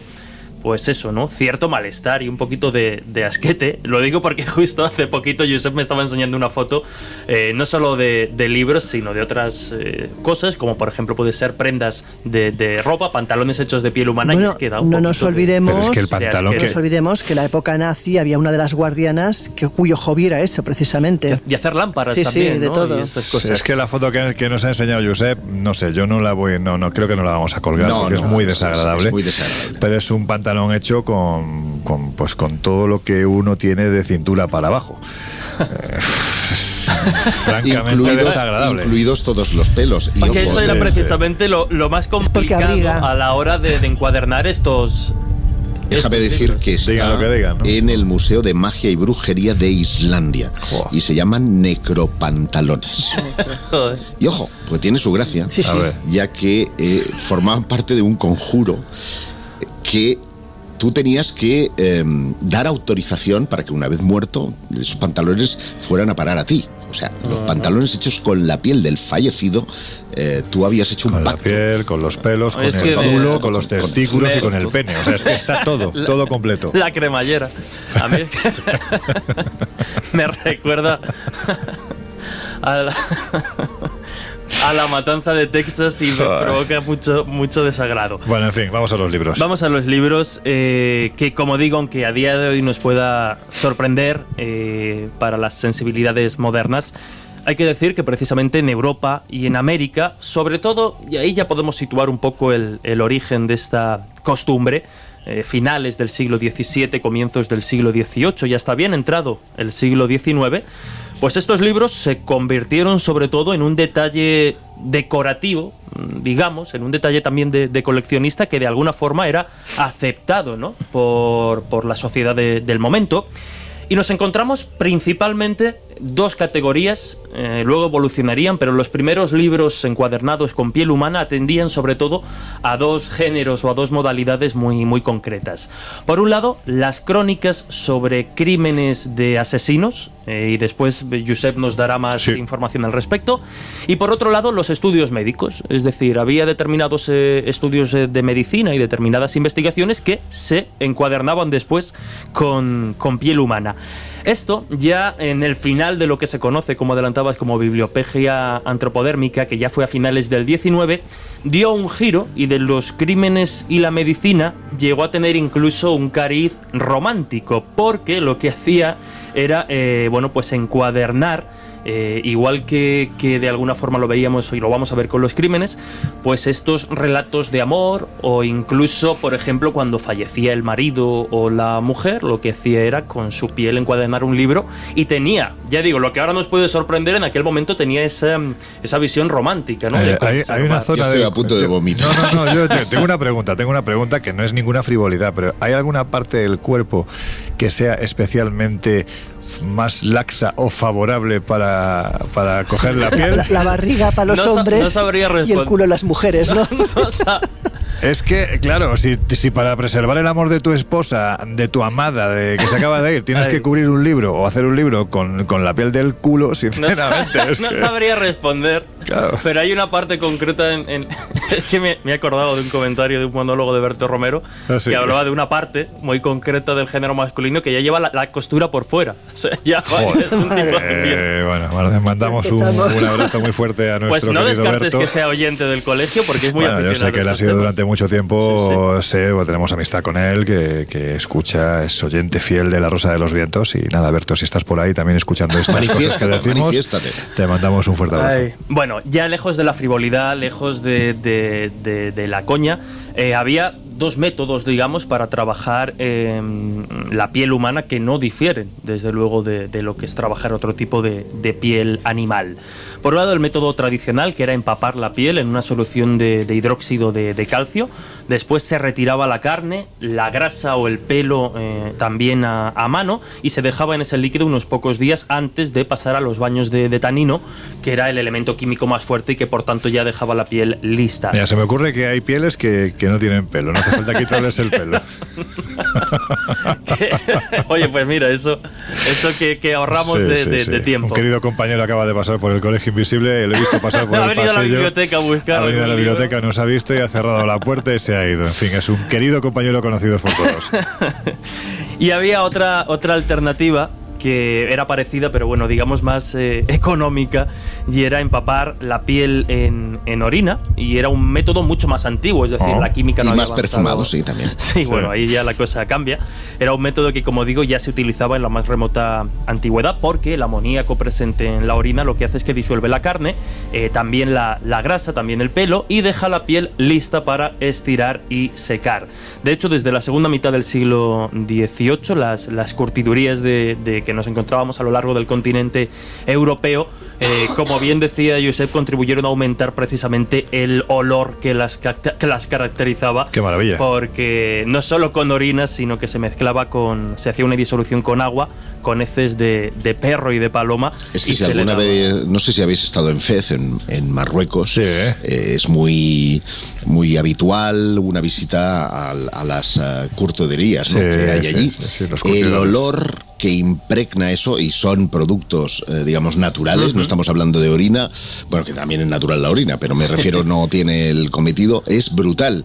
Así que yo me imagino que eso debía de ser auténticamente vomitivo. Buah. O sea, si es desagradable pensar en los libros, si te vas al proceso ya el estómago se nos queda a todos, vamos, listo para la papilla. Pero como decíamos, ¿no?, lo enmarcaríamos entre finales del XVII, más sobre todo ya a partir de comienzos del siglo XVIII y hasta bien entrado finales del siglo XIX. Esa costumbre de encuadernar libros con piel humana. Oye, lo que sí parece evidente es que, bueno, pues a más sangriento el periodo histórico, mayor el número de prácticas de este tipo. Por ejemplo, parece que la Revolución Francesa, bueno, pues era un momento ideal, ¿no? Para que los libros quedaran bien curtidos y en nuestras bibliotecas con la piel de los enemigos. Y además, si los enemigos eran reyes, ya ni te cuento. Y no solo los enemigos, sino que incluso, como ya adelantábamos, en plena Revolución Francesa tenemos registro, o así lo recogen determinados rumores de experimentación antropodérmica en diferentes cuestiones. O sea, se habla incluso de que el líder jacobino Louis-Antoine Léon de Saint-Just encargó precisamente que le confeccionaran unos bombachos con la piel de una criada que había sido ejecutada precisamente. Vamos a ver, o sea, ¿qué sentido tenía esto? ¡Qué barbaridad! No.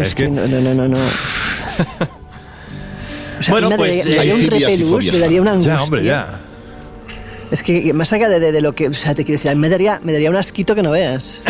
Lo gracioso es que incluso tenemos registro de que este personaje, según dicen, nunca se cansaba de contar la historia, pues en los eventos sociales que organizaba, y se parece que ha recorrido, ¿no? O ha llegado hasta nosotros el rumor de que decía, aquí está esta vibronzuela, aquí está, ¿no? Señalándose, pues precisamente a la prenda diseñada o confeccionada, mejor dicho, con la piel de esta mujer. Pero si la propia Revolución Francesa, en lo que abarca, ¿no? En los años que abarca entre finales del 18 y comienzos ya del 19, hay un periodo especialmente cruento conocido como el Terror, cuando, bueno, las estimaciones nos hablan de que se habrían ejecutado ni más ni menos que a unas 40.000 personas y que el país estaba, como podéis imaginar, repleto de cadáveres. Pues bien, como respuesta precisamente a este periodo dentro del desarrollo de la revolución, pues se rumoreaba que el Comité de Seguridad Pública dio permiso precisamente para que se usara el castillo de Meudon a las afueras de París como una curtiduría secreta para procesar en exclusiva este valioso recurso, es decir, la piel de los miles y miles de cadáveres que se iban amontonando, ¿no? En la ciudad y en las afueras de París.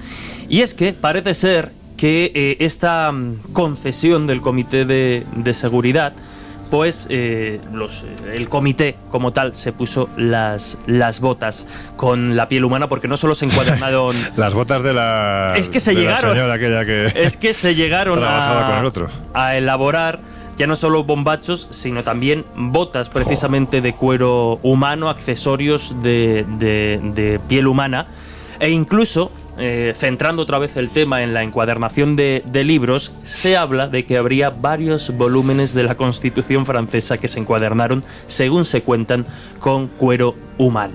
Pero es curioso, ¿no? Porque a todos nos genera una refracción brutal esto, y sin embargo sentimos una atracción hacia, por ejemplo, las cabezas de jíbaro. Eso serás tú. Pues chicos, serás tú. No, mi caso. Yo las he visto colgadas. Ya, has dicho, sentimos una atracción. No has dicho, hay quien siente. Bueno, vale, de acuerdo. Pero no, yo no tengo. Pero no me importaría, ¿sabes? Y sin embargo... ¿Pero cómo que no te importaría? ¿Para qué quieres una cabeza de jíbaro? O sea, una cabeza humana reducida. Claro. ¿Para qué?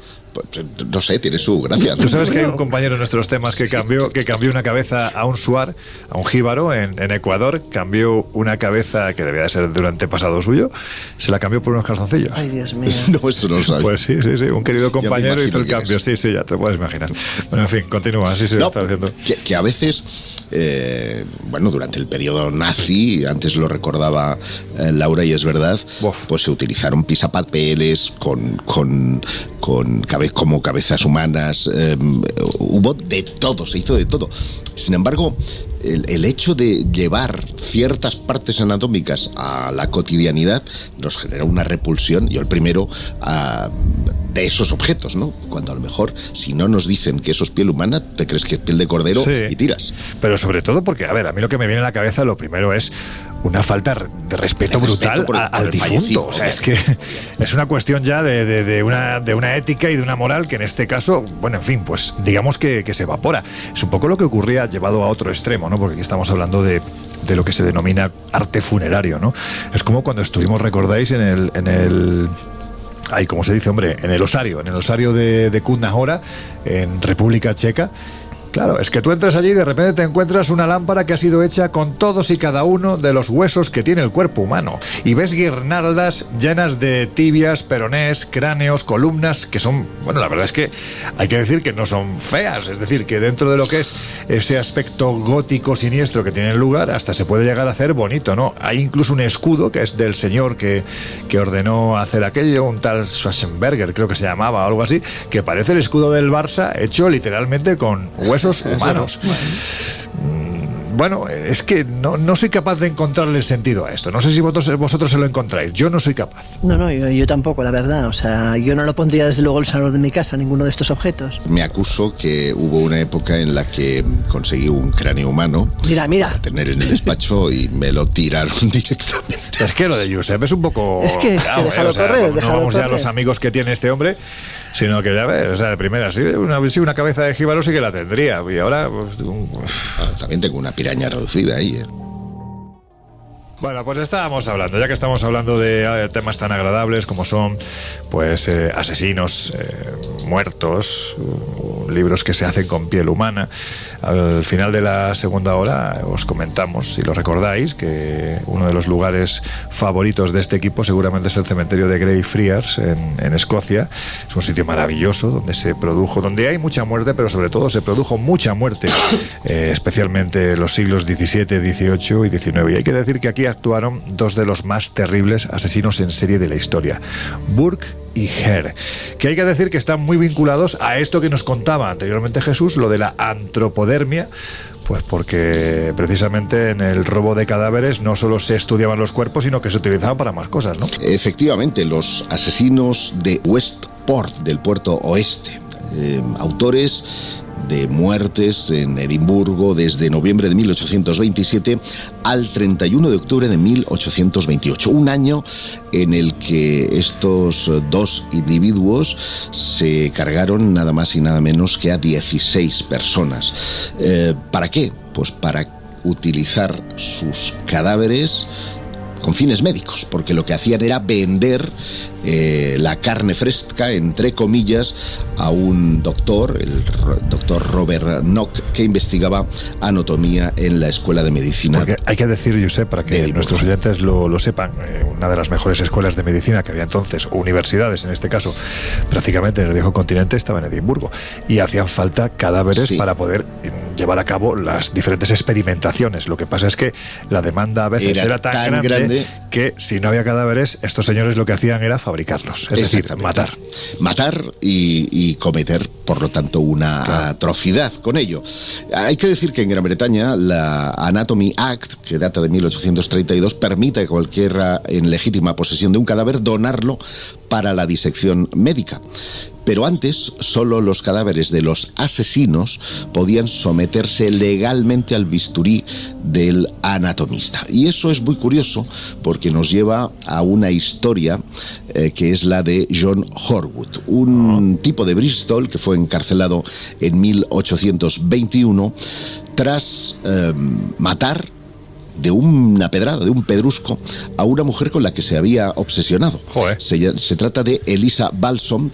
Bueno, al parecer la ve pasear con un tío, coge una piedra, le pega una pedrada, ataque de celos, no sé si la conocía o no, pero el caso es que 4 días después esta mujer muere. Y bueno, este Horwood es detenido, este lanzador de pedruscos fue arrestado y declarado culpable con el testimonio de Smith, el tipo con el que estaba la mujer. El caso es que después es ahorcado y Smith, el tipo, disecciona su cuerpo y en junio de 1828 tenía un libro de artículos relacionados con el caso encuadernados con la piel de este asesino. Estamos con los libros de piel humana, ¿no? Qué cositas. Bueno, esto nos lleva a hablar indudablemente de estos personajes, William Burke y William Hare, que satisfacieron y se beneficiaron ampliamente de la demanda de cadáveres como el de este tipo, y cuando ya no habían cadáveres de este tipo, se dedicaron a causarlos ellos mismos, a ser asesinos. ¿Sabéis dónde actuaron principalmente? Es otro de esos sitios a los que a Laura le encanta ir. y donde más ocasiones hemos tenido de comprobar que los aparatitos se disparan y que incluso, y aquí me vas a recordar tú el nombre, Jesús, el señor este que se dedica a investigar, Richard Wiseman, llegó a monitorizar esta zona porque, bueno, pues Richard Wiseman, hay que decir que es un investigador muy escéptico, muy crítico dentro del ámbito parapsicológico de lo que sería ese departamento de parapsicología que hay en la Universidad de Edimburgo, y ha monitorizado zonas como esta en la que actuaban Burke y Hare, porque es donde más fenómenos paranormales se producen. Hay que decir que con la piel de Burke también se hizo un libro. ¿Ah, sí? De bolsillo, de además, bolsillo, ¿crees? Es que no tenía mucha piel, ¿o qué? Pregunto, no sé. Era bajito, sí. Era bajito, ¿no? Bueno, pues me estaba refiriendo que su lugar de actuación principal era donde se encontraba la gente más pobre de la ciudad, que era en las bóvedas de la calle Neardith, concretamente debajo del South Bridge. Ahí es uno de esos sitios que todavía hoy, ¿verdad, Laura? Sí. Bueno, de hecho se abrió no hace mucho tiempo, estamos hablando de hace un par de décadas, y jolines, el sitio es tremendo, es ¿verdad? un lugar, como bien dices, donde todas las máquinas se disparan, o sea, es fácil obtener actividad paranormal. Claro, cuando conoces la historia no es de extrañar. Evidentemente ahí pasaba lo peor de lo peor de cada casa, vamos. Además es que es un entorno verdaderamente oscuro, siniestro, maloliente. Estamos hablando, pues, lo que serían los arcos del puente, que fueron literalmente emparedados para que en su interior habitase la gente más pobre de la ciudad, en unas condiciones terribles, imaginemos. De salubridad. Prácticamente ahí no hay iluminación ninguna, no hay ventanales, con lo cual es francamente terrible. Y claro, pues donde estaban los estratos más bajos de la sociedad, los pobrecitos, pues muertos de hambre, ahí actuaban esta gentuza para intentar fabricar esos cadáveres que demandaba la universidad. Pero hay que decir, Josep, que otro personaje que está unido a estas historias, ¿no?, a este tipo de prácticas, no fue ni más ni menos que un hombre con un nombre muy sonoro dentro de nuestros temas, Camille Flammarion. Cuéntanos quién fue y cuál es su vinculación con estos libros, La piel humana y demás. Pues yo le llamo el primer ufólogo del mundo, porque él escribió La pluralidad de los mundos habitados. Sabes que él coqueteó mucho con el espiritismo, ahora lo voy a contar más extensamente. Y hacía libros con la piel de los marcianos, ¿no? No. Bueno, vayamos a lo serio. Flammarion fue un astrónomo francés, autor de diversas obras desde 1883, y dirigió el observatorio de Juvisy, que fue fundado por él mismo, por lo tanto era fácil que lo dirigiera, ¿no? Desde el que efectuó numerosas investigaciones sobre astronomía, meteorología y climatología. De hecho, fue autor también, o fundador, de una revista que se llamaba La Astronomía en 1882, y la Sociedad Astronómica de Francia, de la que llegó a ser presidente hasta su muerte. El reconocimiento de Flammarion se debe a que fue seguramente el primer divulgador serio de la astronomía. Un señor muy importante y considerado. Estaba, de hecho, destinado a la carrera eclesiástica. Él entró en el seminario, pero tuvo que dejarlo porque la familia tenía problemas económicos. Y a medida que él iba profundizando en los temas astronómicos, se fue distanciando del mundo de la fe.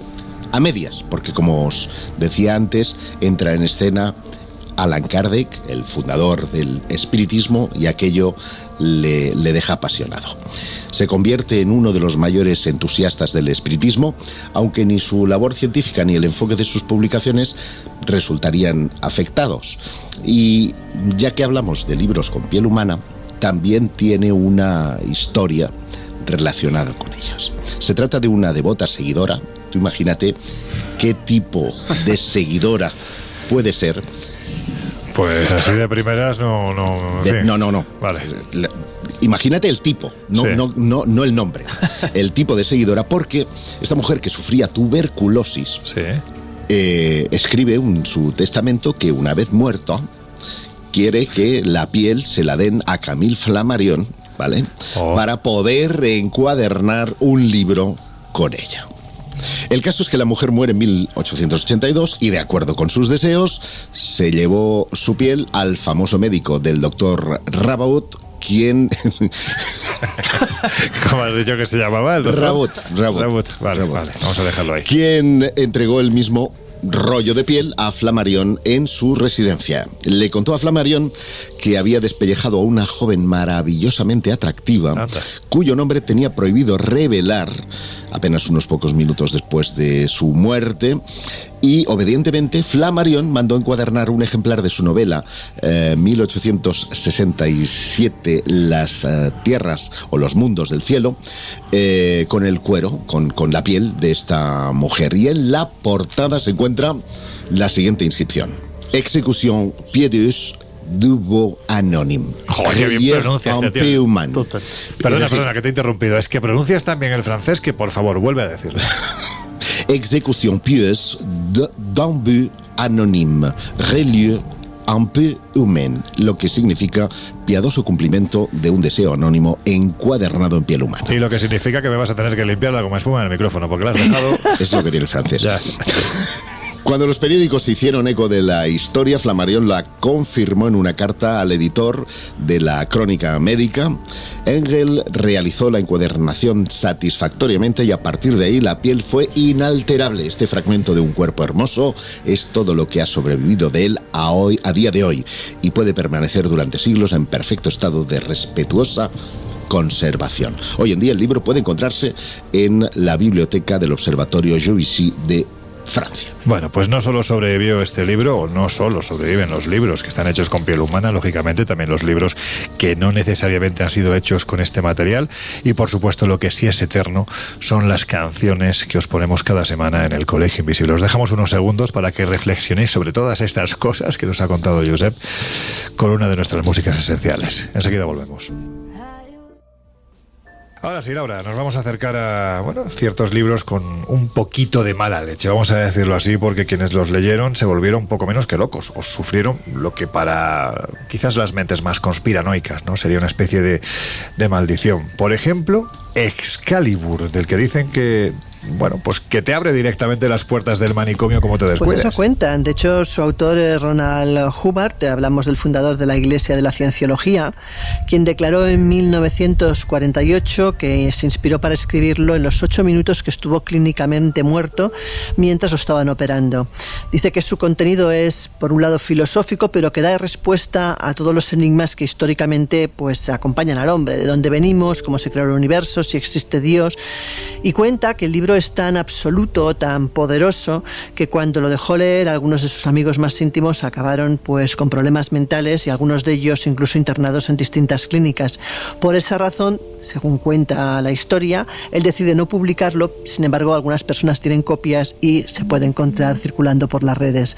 Son esas leyendas urbanas, ¿no? Lo que hay que decir en este caso, además, es que más que dejar abiertas las puertas del manicomio para que se entre, si te lees el libro, en este caso da la sensación de que se las dejaron abiertas y el que se escapó fue Hubbard, ¿verdad? Posiblemente. A la vista de la trayectoria que tuvo posteriormente. La verdad es además, permíteme otra versión que... Claro, yo entiendo que la que ha comentado Laura de cómo surge la idea, que es creada por el propio Hubbard, es como más romántica, pero hay otra alternativa que le quita un poco de romanticismo, y es que no fue durante una operación y una FM, sino durante una visita al dentista que la anestesiaron y el tío salió flipado y escribió. ¿Por qué le meterían? Existen esas dos versiones. ¿Qué utilizaba esa gente? No, en este caso fue una mezcla de óxido nitroso y oxígeno lo que le metieron. Joder, pues le meterían en cantidades industriales, ¿no? Porque estaba muy sensible ese día. Bueno, pues este es uno de esos libros, pero de otro del que aseguran que está revestido de una maldición aterradora, es el que precisamente da pie a la película que os voy a recomendar porque es una muy buena película. Está basada ni más ni menos que en la vida del autor del trabajo del que todavía no os voy a decir el título. Escuchad. Jerry, aprieta mi mano si puedes oírme. Solo sé cómo ser un escritor.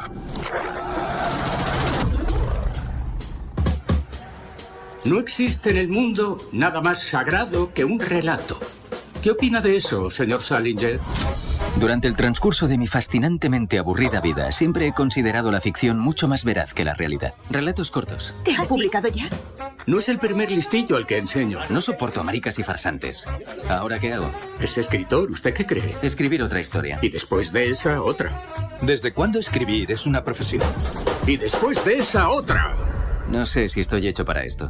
Quizá no.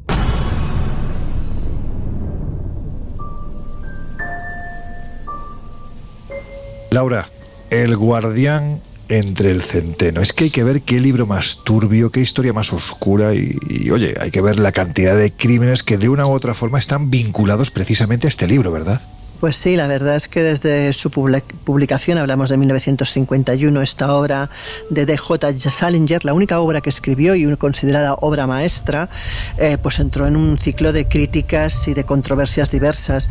Pensemos que hay varios acontecimientos trágicos asociados a la influencia teóricamente de la narrativa de esta obra, donde pues encontramos las aventuras de Holden Caulfield, un adolescente rebelde y desesperanzado que tras ser expulsado de varios colegios debido a su conducta, relata pues decisiones y relaciones con terceros, pues a cuál peor, ¿no? O sea, es un joven inadaptado, metido en el mundo de las drogas, la prostitución, con conceptos revolucionarios y con una visión pesimista de una sociedad hipócrita, que es el eje fundamental de la novela.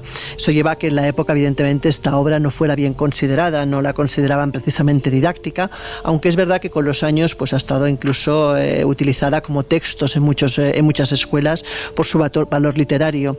Sin embargo, es verdad que esta obra está relacionada pues con asesinos que parecen inspirarse en ellas para matar. Y hablamos, por ejemplo, del caso Chapman. Mark David Chapman, un estadounidense, decide que el 8 de diciembre de 1980, al salir de su casa, él visita una librería donde adquiere ese ejemplar de la novela de Salinger y posteriormente a la compra abre la novela y escribe textualmente: "Esta es mi declaración". Poco después se dirige al edificio donde vivía John Lennon, o sea, hablamos del Dakota.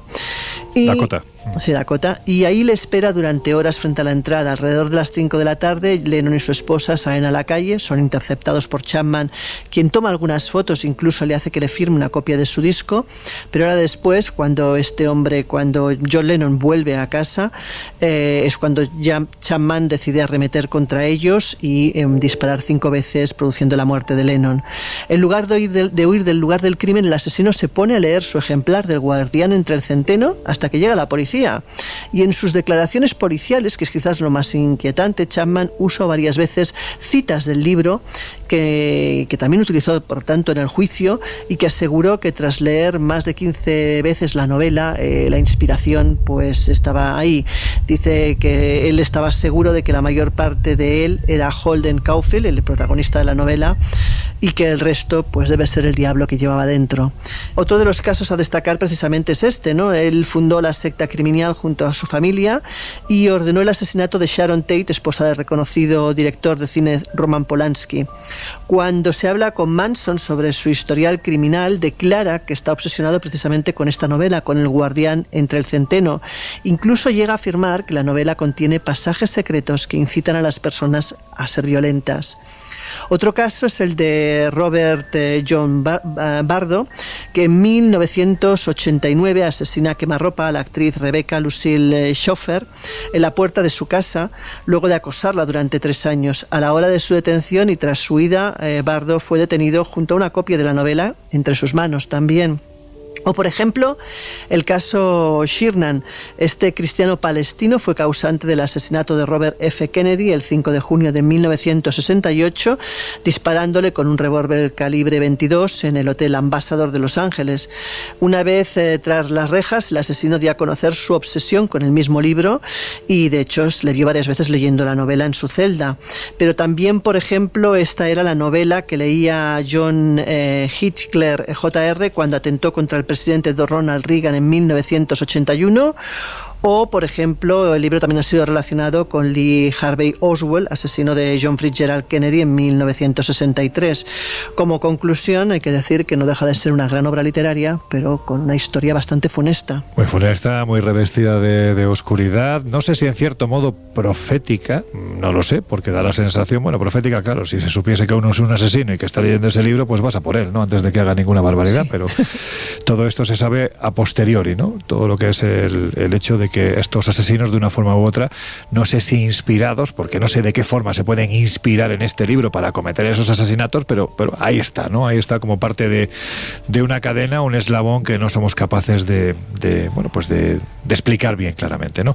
Lo que sí está claro, Jesús, es que hay una serie de libros proféticos, como hemos hablado en la primera hora, o de profecías que giran alrededor de iconos históricos, como por ejemplo es el Titanic, ¿verdad? Que tan de triste actualidad ha vuelto a ser hace apenas un mes. Pues sí, y de hecho, precisamente todo lo que tiene que ver con la novela Futility, escrita por Morgan Robertson, que luego sería reeditada como The Grave of Titan, sí. Es decir, que nos lleva más de nuevo a la cruda actualidad con ese sumergible Titán que, bueno, pues que ha implosionado precisamente en la inmersión tras los restos del Titanic. Nos lleva a hablar, insisto, de esta novela y de este personaje, porque hay quien ha querido ver y quien ha sacado determinados detalles de esta novela escrita en 1898 que parecían ya adelantar la trágica historia que, bueno, que tantas veces hemos comentado aquí en el colegio del Titanic. Y para hablar sobre todos los detalles de esta compleja historia, de esta compleja trama, hemos acudido a uno de los mayores especialistas en España, no solo en lo que tiene que ver con el Titanic, sino en todo lo que tiene que ver con el mundo del mar. Hablamos de Iván Figueiras, como digo, vinculado al mundo del mar desde pequeñito, submarinista, buzo, sonarista dentro de un submarino durante más de 6 años. Joder. Y autor de libros como Enigmas y Misterios de la Mar o RMS Titanic. Por tanto, ya veis que es el perfil idóneo para hablar de estas cuestiones. Así que, si os parece, vamos a que nos vaya contando poquito a poco todos los detalles vinculados a esta aparente profecía literaria de Morgan Robertson en su novela Futility. Como todo el mundo sabe, el Titanic era un transatlántico moderno, con un casco ancho y redondeado que estaba pensado para maximizar el volumen de carga, ya que además del transporte de pasajeros, una parte importante de su negocio estaba en el transporte de mercancías y sobre todo del correo de su majestad. De ahí viene el nombre RMS Titanic, Royal Mail Ship. Por el contrario, el Titán tenía el casco típico de un yate a vapor de finales del siglo XIX, muy largo y afilado, en el que la hidrodinámica y la velocidad eran muchísimo más importantes que el volumen de carga. Y ya hemos mencionado que ambos tenían 2 mástiles y 4 chimeneas, aunque con funciones bien diferentes. El Titanic, como los transatlánticos de hoy en día, empleaba sus mástiles para tareas secundarias, como sujetar las antenas de los equipos de telégrafo o para ser el soporte de la cofa, ese lugar al que se suben los serviolas para poder otear el horizonte. Esos mismos serviolas que vieron el iceberg, pero no tuvieron tiempo para poder esquivarlo. Todo el mundo conoce la historia. Por el contrario, los mástiles del Titán, igual que los de cualquier otro velero, servían para impulsar el barco, ya que, aunque esto pueda sonar como un concepto bastante moderno, el Titán era un barco híbrido, que funcionaba tanto por propulsión mecánica a vapor, empleando carbón, como a propulsión a vela, utilizando esos mismos mástiles. De hecho, en caso de fallar la propulsión mecánica por completo, que el Titán se quedara sin motores, sería perfectamente capaz de navegar a vela, mientras que el Titanic, evidentemente, no tiene sitio ni siquiera para poner una servilleta. Desde luego, estéticamente, ambas naves no podían ser más diferentes entre sí.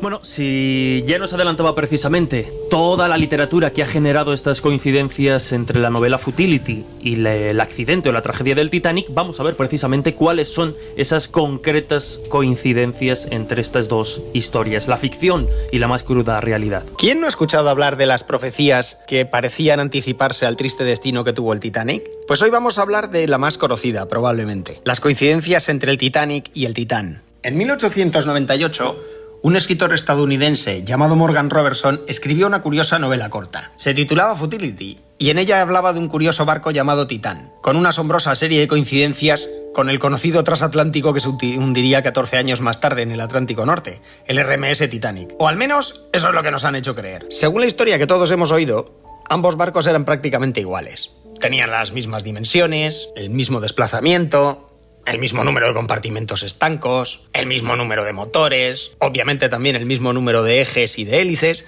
así como muchas otras casualidades que, francamente, son tantas que nos hacen pensar si Morgan Robertson realmente tenía algún tipo de visión preclara o que pudiera ser una enorme coincidencia. Ambas naves eran del tipo que podríamos calificar como de 2 mástiles y 4 chimeneas, y ambos serían capaces de atravesar los océanos a la misma velocidad. En cuanto a sus pasajeros y tripulantes, las coincidencias también serían asombrosas, ya que ambos barcos eran capaces de transportar el mismo número de pasajeros y en ambos sobrevivirían un número prácticamente idéntico de personas, lo cual ya es casualidad. Y por supuesto, ambos navíos estaban atravesando el Atlántico en su viaje inaugural, intentando batir un récord de velocidad que por supuesto no lograrían alcanzar, puesto que ambos barcos se encontraron con un iceberg en mitad del Atlántico Norte de una forma muy similar, y ambos sufrirían el mismo destino, es decir, irse a pique.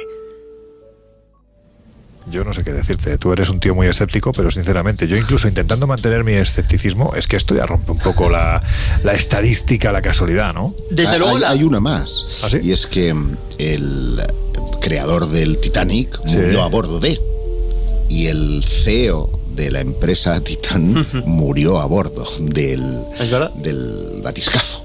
Pero espera un momento, aquí tengo yo la duda. O sea, JP Morgan llegó a navegar, yo creo que no, Josep. Yo creo que no, yo creo que además fue de los que se retiró antes de zarpar porque la esposa, digamos que no estaba muy convencida.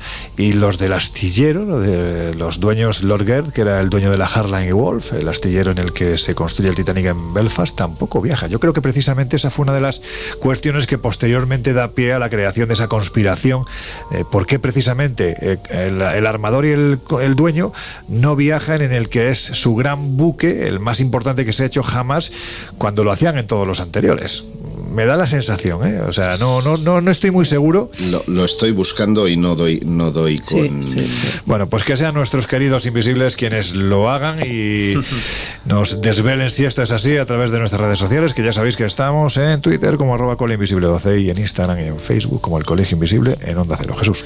Rápidamente, como bien decías, parece que toda esta ristra de coincidencias casi imposibles, proféticas para algunos, pues vamos a ver, como nos va a explicar Iván, que algunas de ellas sí parecen tener cierto sentido, o por lo menos a través de la ficción se adelantan a lo que sucedió, y en otras ocasiones vemos cómo se fuerzan quizá determinadas cifras o determinados datos reales de la historia del Titanic para hacerlos coincidir a posteriori con esta historia. Aún así, yo creo que la boca la vamos a seguir manteniendo abierta. Se produce el hecho curioso de que para que las cifras coincidan, se suele modificar una de ellas. Por ejemplo, es habitual encontrar textos en los que se afirma que tanto el Titán como el Titanic tenían 19 compartimentos estancos, lo cual es cierto, por lo menos en el caso del Titán, pero falso. En el caso del Titanic, que solo tenía 16 y es de sobra conocido. La velocidad de crucero de ambas embarcaciones tampoco era la misma, por mucho que se afirme lo contrario.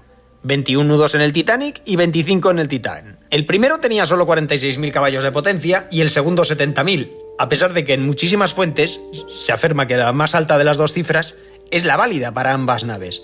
Ya hubiera querido el Titanic 70.000 caballos de potencia. Claro, supuestamente también tenían el mismo tamaño y el mismo desplazamiento, lo cual también es rigurosamente falso. En este caso, lo que pasa es que se engorda el Titanic, llevándolo de 56.000 toneladas de registro bruto hasta 70.000. Y al Titán, que parece que se quedaba un poco cortito, le alargan la eslora en 26 metros, pasando de 244, que se especifican perfectamente en la novela, a 270 metros, que casualmente casi coincide con la eslora real del Titanic. Como no, a pesar de que se afirma por activa y por pasiva, tampoco tenían el mismo número de calderas, ya que el Titanic disponía de 24, exactamente el doble de las 12 de su rival literario, por llamarlo de alguna manera.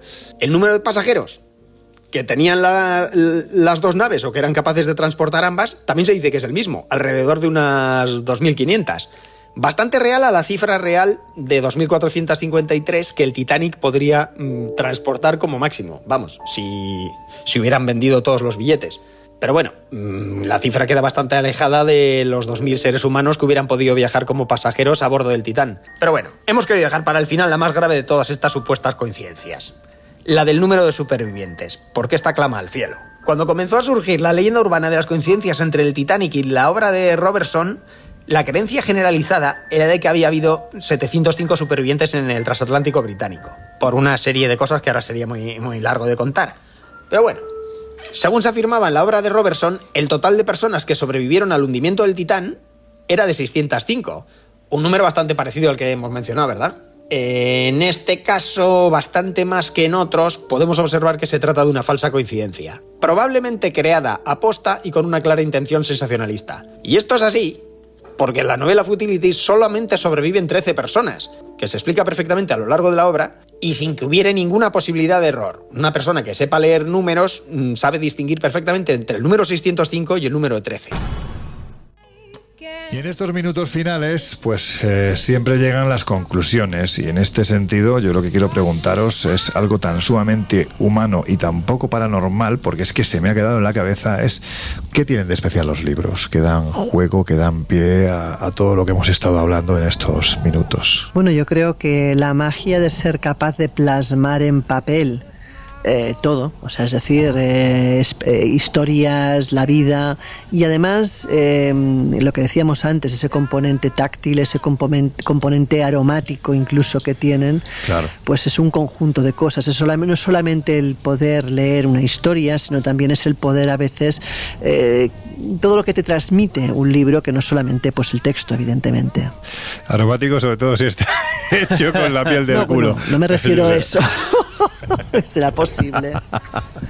Pues mira, los libros tienen una magia y es muy fácil de entender, porque con la escritura nace la cultura. Con la escritura somos lo que somos gracias precisamente a la palabra escrita. Las palabras se las lleva el viento, y nunca mejor dicho, porque lo que no está escrito se olvida, lo que no está escrito no permanece.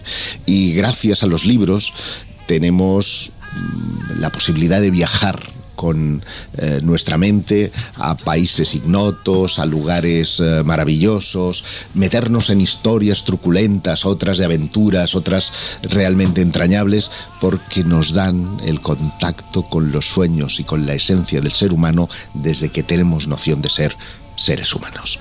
Bueno, pues continuando un poco con esta reflexión, yo creo que acertada que hacía Josep y comentaba también Laura, al fin y al cabo, gran parte de la fuente de los misterios que habitualmente tratamos de estudiar y de explorar aquí en el Colegio Invisible es precisamente está muchas veces en los libros, religiones, creencias, ideas falsas, ideas auténticas. Entonces, al final, trasladar todo ese misterio precisamente a las páginas de un libro y tratar de rastrearlos, porque muchas veces caen en el olvido y olvidamos que, como decía, la fuente original de muchos de esos enigmas es precisamente los libros. Pues yo creo que es una labor que a nosotros, como decíamos al principio, bastante de más apasionados, a veces ya casi rozando lo enfermizo de los libros, pues es bonito de vez en cuando rescatar. Yo creo que a mí me gustan tanto los libros porque son como los vampiros, eternos.